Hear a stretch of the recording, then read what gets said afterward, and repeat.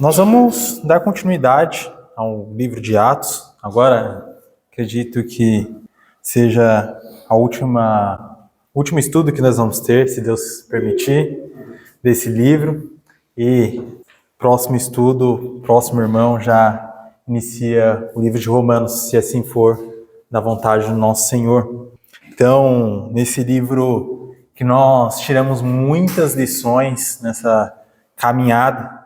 E que caminhada! No caso aqui nós vemos os apóstolos, discípulos do Senhor que se converteram, enfrentaram inúmeras dificuldades logo de início.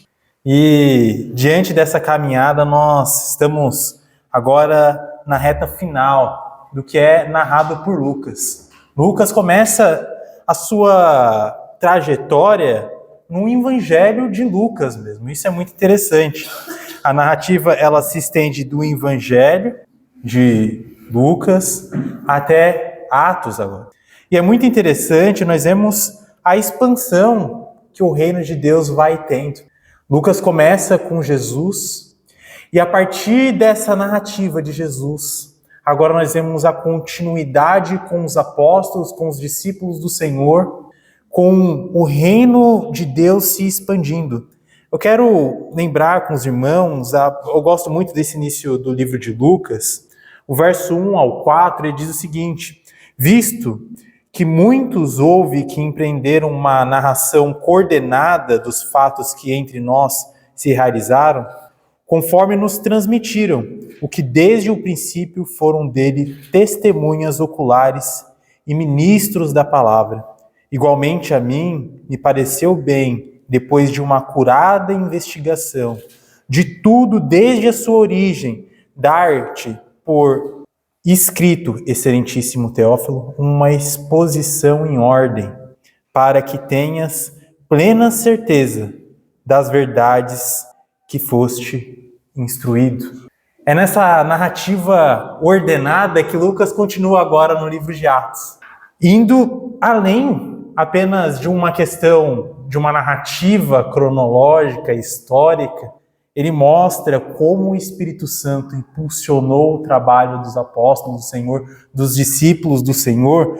O verso 2 de Atos capítulo 1 já inicia: até o dia em que, depois de haver dado mandamentos por intermédio do Espírito Santo aos apóstolos que lhe acolhera, foi levado às alturas.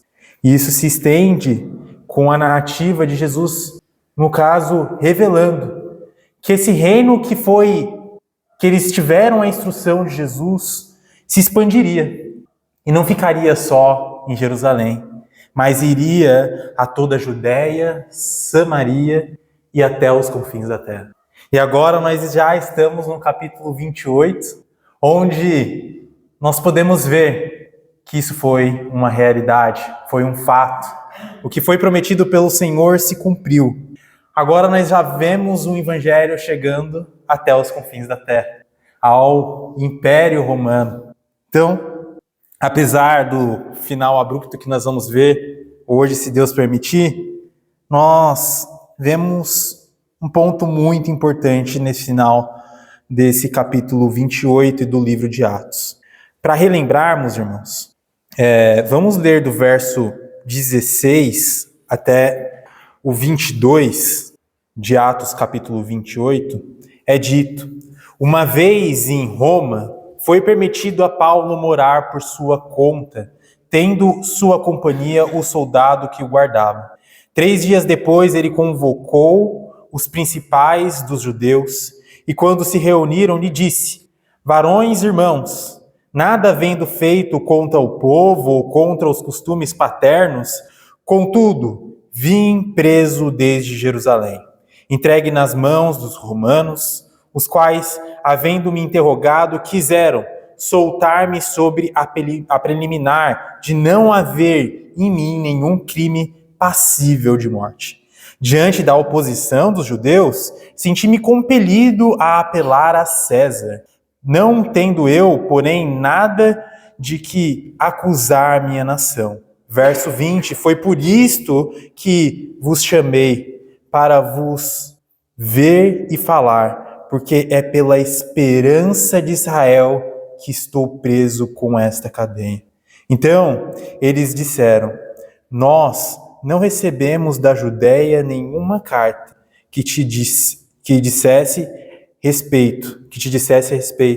Também não veio qualquer dos irmãos que nos anunciasse ou dissesse de ti mal algum.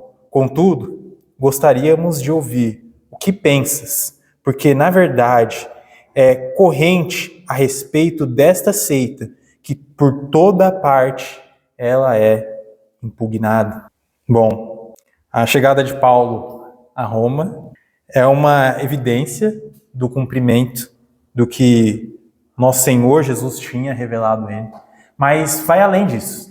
É o cumprimento da promessa que Deus tinha feito lá para Abraão. Quando nós olhamos para Gênesis, uma passagem que nós estudamos com o nosso irmão Ricardo, o capítulo 12, verso 3, quando Deus se dirige a Abraão, ele fala: abençoarei os que te abençoarem e amaldiçoarei os que te amaldiçoarem. Em ti serão benditas todas as famílias da terra.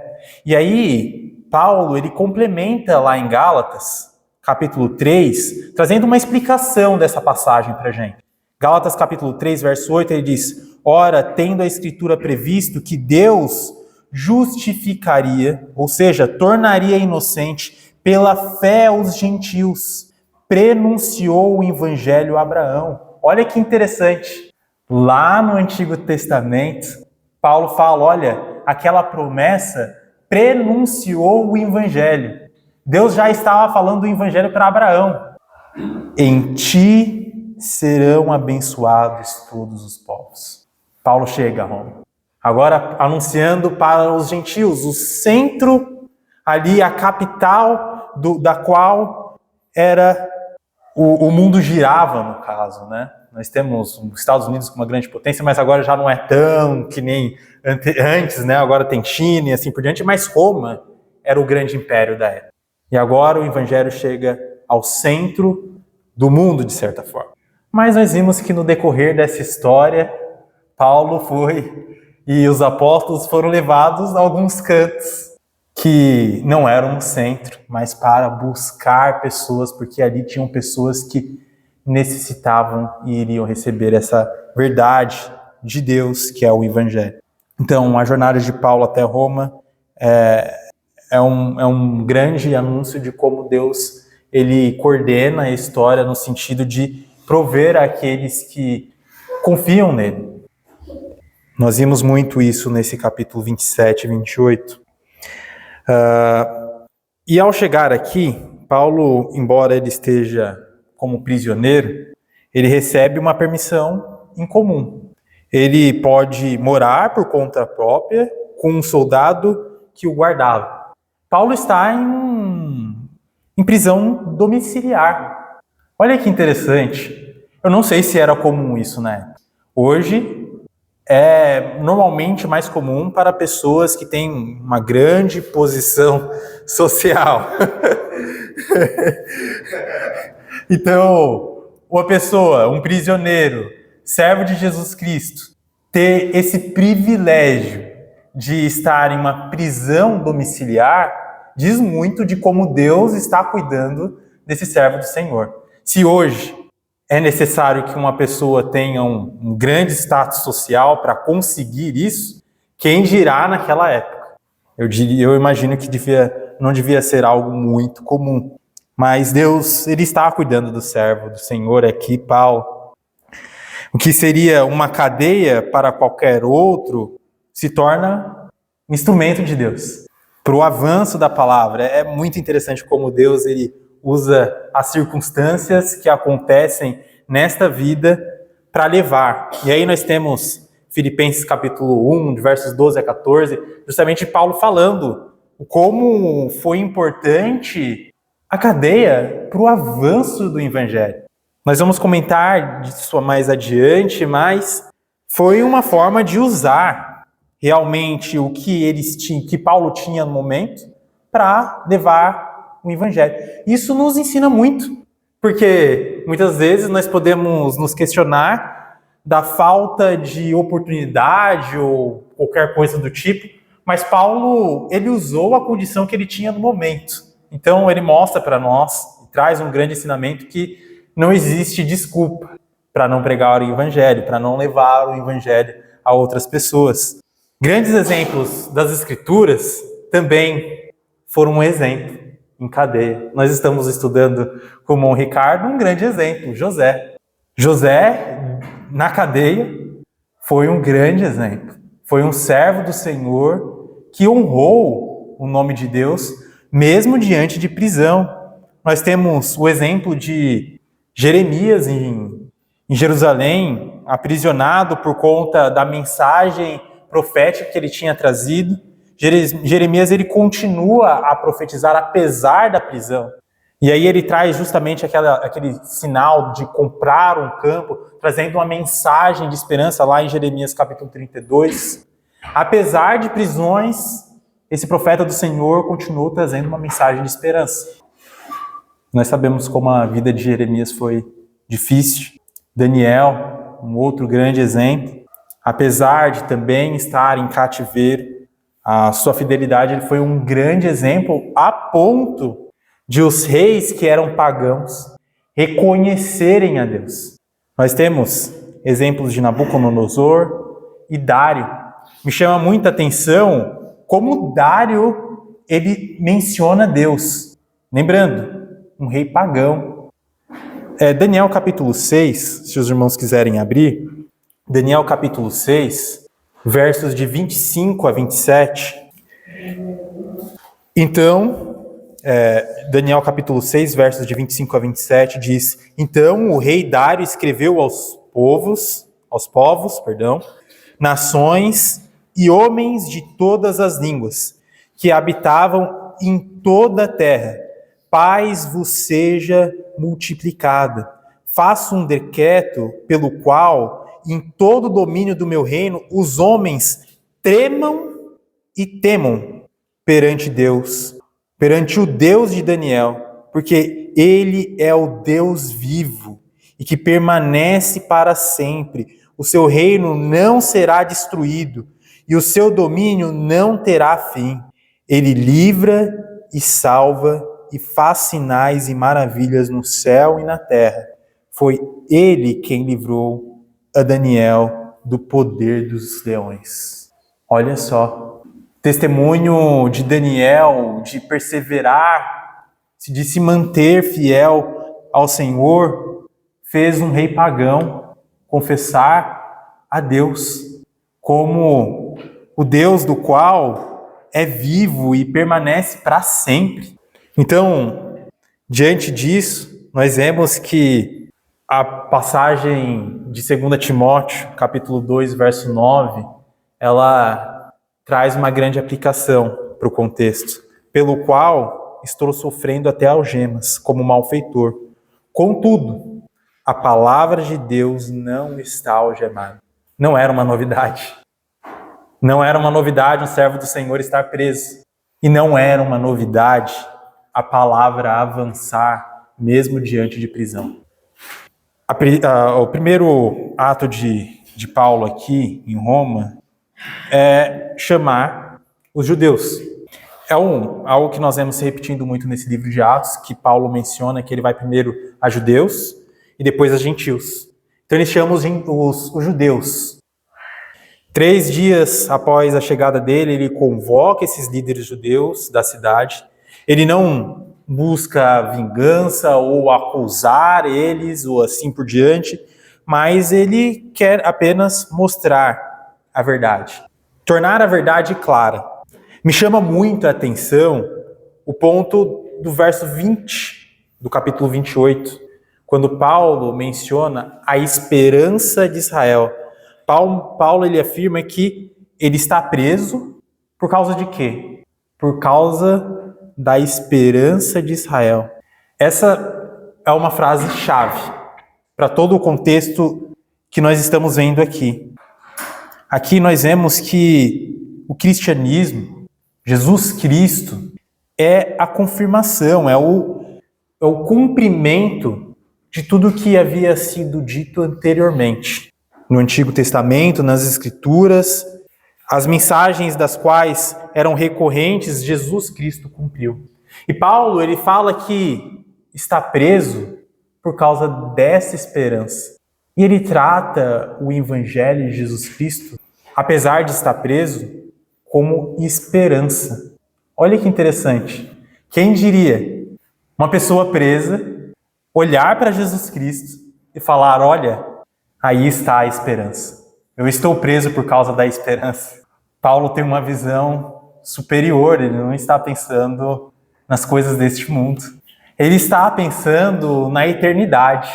Porque Jesus Cristo, ele veio não para prover conforto terreno, mas sim salvação. E essa salvação é a esperança da qual Paulo, ele está preso porque ele anunciava essa salvação, ele anunciava o Evangelho. E, infelizmente, a resposta aqui não é muito boa. Eles, primeiro, anunciam que eles conheciam uma seita, que é a seita dos nazarenos. E, embora eles não tenham ouvido falar nada de Paulo, contrário a Paulo, quanto à questão dessa seita, quanto à questão do Evangelho, eles ouviram. Mais uma vez, Paulo não precisou ir até Roma para o Evangelho chegar até ali, porque eles já conheciam de alguma forma. Nós sabemos que já tinham os irmãos em Roma. Então, nós sabemos que o Evangelho, ele realmente é um ponto de divisão. Mateus fala, Mateus capítulo 10, verso 34, não penseis que vim trazer paz à terra. Não vim trazer paz, mas espada. Então, diante disso, nós vemos que já estava causando também uma divisão o Evangelho de Cristo naquele local. Quero fazer a leitura com os irmãos agora, do verso 23 ao 28, para nós darmos continuidade. Estamos chegando ao final já, 23 ao 28. Irmão Ricardo, tu pode fazer a leitura para a gente, por favor? Ao 28 ou 29? Ao 28. 28. Havendo-lhe eles marcado o dia, e era em grande número, ao encontro de Paulo na sua própria residência. Então, desde a manhã até a tarde, eles fez uma exposição externa do reino de Deus, procurando persuadi-los a respeito, tanto pela lei de Moisés, quanto pelos profetas. Houve alguns que ficaram persuadidos pelo que ele dizia, outros, porém, continuaram incrédulos, e havendo discordância entre eles, despediram-se, dizendo Paulo essas palavras: bem falou o Espírito Santo a vossos pais, por intermédio do profeta Isaías, quando disse: Pai de povo, diz-me, de ouvido ouvireis e não entendereis, vendo vereis e não. Porquanto o coração deste povo se tornou endurecido. Com os ouvidos ouviram tardiamente, fecharam os olhos, para que jamais vejam com os olhos, e ouçam com os ouvidos, para que não entendam com o coração, e se convertam, e por mim sejam curados. Tomai, pois, conhecimento, que essa salvação de Deus foi enviada aos gentios. E eles a ouviram. Eles a ouviram. Isso. Muito obrigado, irmão. Muito obrigado. Agora estamos olhando para a segunda reunião que Paulo está fazendo com esses judeus, com esses líderes judeus. Primeiro, eles falaram que não sabiam de nada contra Paulo, mas tinham conhecimento de uma seita.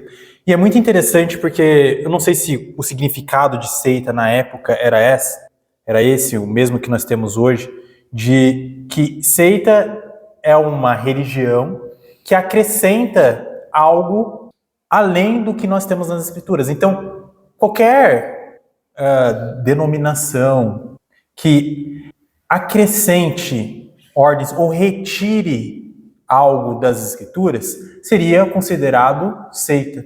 E eles olhavam para o Evangelho como algo que acrescentava possivelmente. E retirava alguns pontos, que eram coisas que os próprios fariseus, eles, no caso, batalhavam contra Jesus. Mas nós sabemos que, na realidade, o Evangelho, ele cumpriu tudo. Então, eles têm uma concepção errada desse Evangelho. E o que Paulo vai começar a fazer? Ele vai começar a mostrar, olha, o que vocês têm de conhecimento dessa seita, que vocês chamam de seita, na realidade é o cumprimento do que vocês conhecem. Não é uma retirada, vocês não está sendo nada excluído, mas sim sendo cumprido. Então, Paulo, ele começa a ensinar esses líderes religiosos. Ele dava testemunho do reino de Deus e ele procurava persuadi-los a respeito de Jesus, tanto pela lei de Moisés, olha que interessante, como pelos profetas. Nós sabemos, em uma passagem muito conhecida, sobre a questão, sobre justamente essa questão do reino, quando nós olhamos para o final do livro de Lucas, nós tínhamos aqueles discípulos no caminho de Emaús. E quando Jesus já estava morto, ele ressuscitou, eles não tinham conhecimento ainda da ressurreição de Jesus Cristo. Jesus Cristo aparece a eles e é mostrado um diálogo entre eles. E é dito que eles esperavam a restauração de Israel. E o que Jesus começa a fazer? Jesus começa a percorrer diante de todas as Escrituras para mostrar que ele era aquele Messias que veio e que era prometido. Agora, Paulo está fazendo o mesmo papel que Jesus, percorrendo por todas as Escrituras, mostrando que Jesus é o Messias, que tudo se cumpriu nele e tudo se cumpre nele. Paulo está levando o papel que Jesus Cristo deixou a ele e que deixou a todos os discípulos. Paulo não estava inventando uma nova mensagem, ele estava conectando as narrativas bíblicas, mostrando que o Antigo Testamento era a promessa do que nós vemos na Nova Aliança. É o cumprimento em Jesus Cristo. Esse fio é algo muito importante de nós entendermos, esse fio que pega lá de Gênesis e vai até Apocalipse. E é um fio que muitas vezes nós temos dificuldades com alguns pontos são mais difíceis de entender, outros pontos são mais simples, o essencial é mais simples, que leva à salvação. O que é essencial é mais simples, existem alguns pontos que são mais difíceis. Mas o primeiro ponto é que Jesus cumpria aquele que era prometido como rei davídico. Quando nós olhamos para 2 Samuel, capítulo 7, versos de 12 a 16, 2 Samuel, capítulo 7, versos de 12 a 16, é dito o seguinte: quando teus dias se cumprirem e descansares com os teus pais, então farei levantar depois de ti o teu descendente, que procederá de ti, e estabelecerei o seu reino. Este edificará uma casa ao meu nome, e estabelecerei para sempre o trono de seu reino. Aqui é Deus falando para Davi. Teve algum rei anteriormente que manteve o seu reino para sempre? Bom, o filho de Davi morreu, o reino se dividiu. Depois do reino dividido, nós temos justamente o cativeiro. Até então, até Jesus não houve nenhum rei que havia reinado para sempre. Então a promessa ficou em aberto. Quando viria esse rei que reinaria para sempre? Veio através de Jesus. Essa promessa de um reino eterno também foi mostrada a Daniel. Daniel capítulo 2, verso 44, é dito: mas nos dias destes reis, o Deus do céu suscitará um reino que não será jamais destruído. Este reino não passará a outro povo, esmiuçará e consumirá todos estes reinos, mas ele mesmo subsistirá para sempre. A promessa, ela continuou a ser anunciada. Foi anunciada a Davi, depois de um tempo foi anunciada a Daniel. Depois nós vemos também um anúncio a Isaías, no Isaías capítulo 9, a Jeremias. Então, o que Paulo está fazendo aqui, imagino eu, é justamente mostrando, olha, vocês têm todas essas promessas, alguma delas se cumpriu? Sim, se cumpriu. Está se cumprindo. Esse reino agora está presente por causa que Jesus Cristo já veio, morreu e ressuscitou e reina. E agora o seu reino já está estabelecido. Mas no Novo Testamento, além do Velho Testamento, nós temos também o anúncio desse reino. É algo que continua a ser anunciado.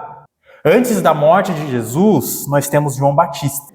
Mateus capítulo 3, verso 2, é dito: arrependei-vos porque está próximo o reino dos céus. O reino continua a ser anunciado. Jesus, ele inicia o seu ministério aqui na terra com a mesma mensagem. Marcos capítulo 1, versos de 14 a 15. Depois de João ter sido preso, foi Jesus para a Galiléia pregando o evangelho de Deus, dizendo: o tempo está cumprido e o reino de Deus está próximo. Arrependei-vos e crede no evangelho. E Jesus ensina até mesmo sobre o reino por meio de parábolas. Por exemplo, Mateus capítulo 13 fala muito sobre esse ensino por meio de parábolas. E após a morte de Jesus, nós temos esse reino já, com Jesus reinando aos céus, ao ponto de Estevão olhar para o céu e conseguir enxergar Jesus ao lado do Pai. Então, quando nós olhamos, por exemplo, para Filipe, ele fala em Atos capítulo 8, verso 12, quando, porém, deram crédito a Filipe, que os evangelizava a respeito do reino de Deus e do nome de Jesus Cristo, iam sendo batizados assim homens como mulheres. O anúncio do reino é algo muito importante. É algo que começa lá no Antigo Testamento a ser anunciado. Olha, virá o reino. João Batista, virá o reino. Jesus, virá o reino está próximo. Arrependei-vos. E agora, com Cristo reinando, para? Esse anúncio para? Não. O anúncio continua. Mas agora, com o reino já estabelecido por Jesus Cristo, não de forma plena, porque isso é somente quando Cristo voltar. Nós vemos os servos do Senhor anunciando, o próprio Paulo, capítulo 19, verso 8 diz: durante 3 meses Paulo frequentou a sinagoga, onde falava ousadamente, dissertando e persuadindo com respeito ao reino de Deus. Atos capítulo 20, verso 25 também: agora eu sei que todos vós, em cujo meio passei, pregando o reino, não vereis mais o meu rosto.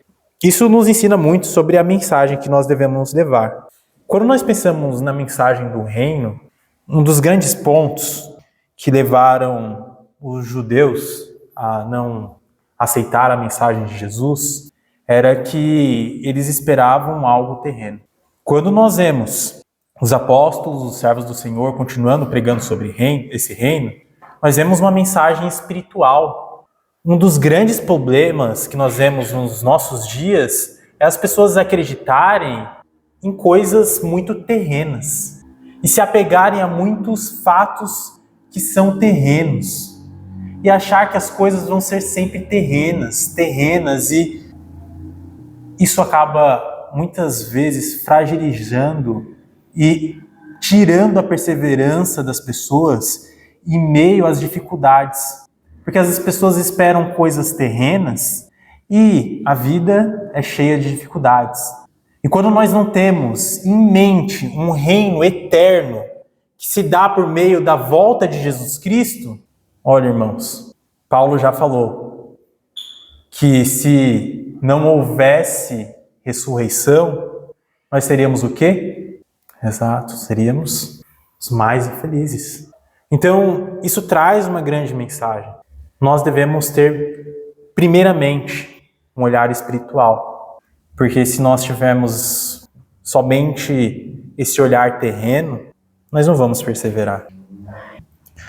Bom, um outro ponto é que agora, após esse reino ser pregado, com toda a intrepidez por Paulo, nós vemos agora essas pessoas, no verso 24, é dito o seguinte: houve alguns que ficaram persuadidos pelo que ele dizia. Outros, porém, continuaram incrédulos. Mais uma vez, uma divisão. Uma divisão que não surpreende, infelizmente. Diante da incredulidade, Paulo cita a passagem de Isaías, capítulo 6, versos 9 e 10. É novidade essa citação de Isaías, versos 9 e 10, falando sobre o endurecimento do coração? Não é novidade. Quando nós olhamos para o tempo de Jesus aqui na terra, ele mesmo citou essa passagem. Lá em Mateus capítulo 13, versos 14 e 15, no verso 14 ele diz: de sorte que neles se cumpre a profecia de Isaías. E aí ele começa a falar a profecia de Isaías. Esse endurecimento no coração é algo que já tinha se manifestado anteriormente mesmo com Jesus. Então Paulo, ele aplica essa verdade, mostrando que a recusa a ouvir e entender era parte de um padrão, infelizmente. O endurecimento apresentado aqui era algo que vinha da teimosia deste povo. É algo que permanece também nos nossos dias, mas quando nós olhamos para Romanos capítulo 1, um pouco mais à frente, né? Próximo livro que nós vamos estudar, tem grandes pontos a serem ditos sobre essa passagem do... Mas aí, próximo estudo, o irmão fica com essa responsabilidade. Capítulo 1 de Romanos, verso 18, é dito o seguinte, eu vou ler na NVI, tá? Mas, porque eu acabei esquecendo de marcar aqui, mas Romanos capítulo 1, verso 18, é dito: portanto, a ira de Deus é revelada dos céus contra toda a impiedade e injustiça dos homens que suprimem a verdade pela injustiça. Verso 24, agora: por isso Deus os entregou à impureza sexual segundo os desejos pecaminosos do seu coração, para a degradação do seu corpo entre si. Verso 28. Além do mais, visto que desprezavam o conhecimento de Deus, ele os entregou a uma disposição mental reprovável para praticarem o que não deviam. Esse verso 28 é algo muito importante. Ele inicia falando do quê? Além do mais, visto que desprezaram, no caso aqui, o conhecimento de Deus. Houve o quê? O endurecimento. Então, esse ato de desprezar a verdade que é revelada por Deus traz consequências. E a consequência é o endurecimento do coração. E por isso Paulo e Jesus anunciam esse endurecimento. A responsabilidade humana existe, mais uma vez.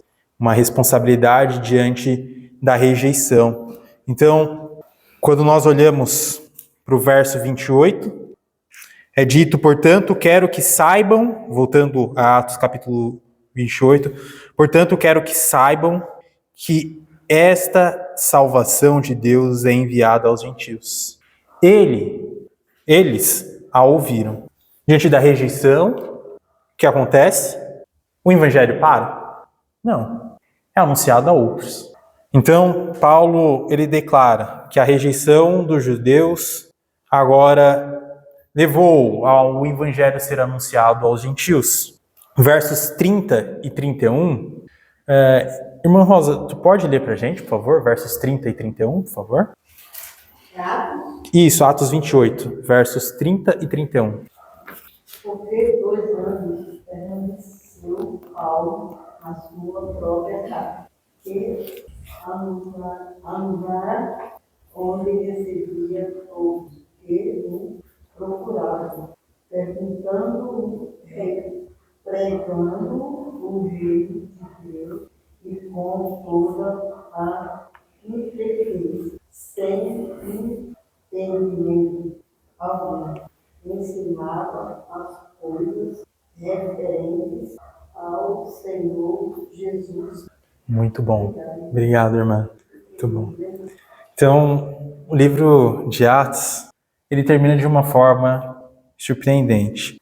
Ele não fala sobre o julgamento de Paulo, Ao invés disso, Lucas ele encerra a narrativa aqui, guiado pelo Espírito Santo, inspirado pelo Espírito Santo, com o triunfo, não de Paulo, mas do Evangelho. Apesar da prisão, vivendo por 2 anos em Roma, Paulo tem a oportunidade de pregar o reino de Deus com toda a intrepidez. E olha que interessante, sem impedimento, ele ensinava as coisas referentes ao Senhor Jesus Cristo. Esses 2 anos, nós não temos algo claro do que aconteceu especificamente nesses 2 anos. Sabemos que o Evangelho foi pregado, mas, segundo a tradição, grandes livros foram escritos nesse período. Efésios, Filipenses, Colossenses, Filemão. E por que é deduzido que essas passagens, além da questão da data, é porque é citado muito a questão da prisão. Filipenses cita a prisão, Colossenses cita a questão também da prisão. Filipenses capítulo 1, verso 7, por exemplo, Paulo diz: aliás, é justo que eu assim pense de todos vós, porque vos trago no coração, seja nas minhas algemas, seja na defesa e confirmação do Evangelho, pois todos sois participantes da graça comigo. Seja em algemas, seja nas minhas algemas. Colossenses, por exemplo, capítulo 4, verso 18, a saudação é de próprio punho. Paulo, lembrai-vos das minhas algemas, a graça seja convosco. Então, Paulo, ele aproveita esse momento para pregar o Evangelho, para deixar as cartas às igrejas e exortar a todos, edificar a todos, mesmo diante de sofrimento, mesmo diante de perca de liberdade de ir e vir, mas a liberdade do Evangelho ser levado adiante não cessou. Para finalizar, aí eu abro para comentários dos irmãos. Um outro ponto que é citado aqui é sem impedimento algum. Nós vimos essa questão de Paulo ter uma prisão domiciliar é algo surpreendente, levando em conta de que ele era um servo do Senhor, tinha a cidadania romana, mas mesmo assim é algo que surpreende. E algo que surpreende mais ainda é que, diante de toda a perseguição, o livro de Lucas termina falando que a pregação do Evangelho continuou sem impedimento algum. Isso é surpreendente em 2 pontos. Primeiro, a perseguição estava acontecendo, era um fato. Só que o Evangelho ele continuava apesar dos obstáculos. Então eu acredito que Lucas está falando aqui não que não existia dificuldades, mas sim de que apesar das dificuldades, o Evangelho ele continuava sem impedimento. Ele superou todos os obstáculos, porque ele vem por meio de Jesus Cristo. Ele é do Senhor Jesus Cristo. E não existe obstáculo maior do que Jesus Cristo. Então, o ponto aqui é que a continuação do que nós vemos no livro de Atos, ela permanece. Nós vemos o náufrago em Malta com Paulo e assim por diante, Estevão morrendo, muitas coisas acontecendo. Será que agora vai acabar? Os apóstolos vão desistir? E apesar de tudo, apesar de prisão, apesar de morte, apesar de sofrimento, o Evangelho ele sempre continuava. Mas ele continuava porque estava sendo guiado pela mão de Deus. A chegada de Paulo foi um grande ponto disso. Aquele mar podia devorar o navio. Mas o que aconteceu? Deus levou diante de sua mão poderosa. Então, não existe impedimento maior do que o poder de Jesus Cristo, do que o poder do nosso Senhor. Isso acaba sendo uma grande mensagem para nós também, de enfrentarmos as coisas, mesmo diante dos medos, mesmo diante dos obstáculos, porque foi assim, diante de obstáculos, diante de desafios, diante de sofrimentos, que os apóstolos, eles continuaram pregando o Evangelho. Então, a mensagem aqui do final de Atos é essa. A mensagem do nosso Senhor Jesus Cristo, e o nosso Senhor Jesus Cristo é maior do que qualquer coisa terrena. Irmã? Não foi, então, ter livro que parasse, né? Que nós estudando no outro lado, né? Que fez o outro, nós estudamos, né? Tem livro, eu me fiz da Bíblia, no da cobra. Ah, sim. Também, é bom ponto. Mas o ponto que eu digo, irmão, essa visão aqui é uma visão do homem, né? Mas é uma visão de Deus. Para Deus não tem limite, né? Quando você quer falar o evangelho, pode estar com uma presa, né? Com algemas, né? E pode estar dentro de uma prisão para paredes, né? Como a do homem, mas o Espírito Santo não calou, Paulo continuou. Deus é bom, como o meu irmão colocou, estende aqui, né? Ao nosso Senhor Jesus Cristo. Né? Pregando o reino de Deus e com toda a coisa sem impedimento, ao que ensinaram as coisas referentes ao nosso filho. Então, eu estava pregando sobre o homem, assim, terrível, sim, sobre Deus. Um Deus que ele não colocou, né? O reino dele nunca acaba. Deus sempre vai reinar. A palavra dele é permanente. O ser humano pode falhar, mas o nosso Senhor Jesus Cristo jamais. E aqui os homens falam, falhar com Paulo. Tem muitas coisas, né, irmão? Ele perseguiu, ele foi perseguido, passou por várias situações, mas ele não desistiu. Isso aí fica para mais não desistir nunca do Senhor. Vamos passar por dificuldades, vamos passar por aflição, vamos passar por todas as situações difíceis, mas é que nem o irmão falou, lá de Gênesis a Apocalipse, é uma linha, mas essa linha ela tem várias, né? Quando ele vai ver a criança soltando pipa, né? Eu não sei se eu tenho, mas a linha tem hora que desce de uma vez, né? A pipa cai. Então, a palavra só desce, vai, mas ali tem uma linha, e é Jesus Cristo. De Gênesis a Apocalipse é um ensinamento para todos nós.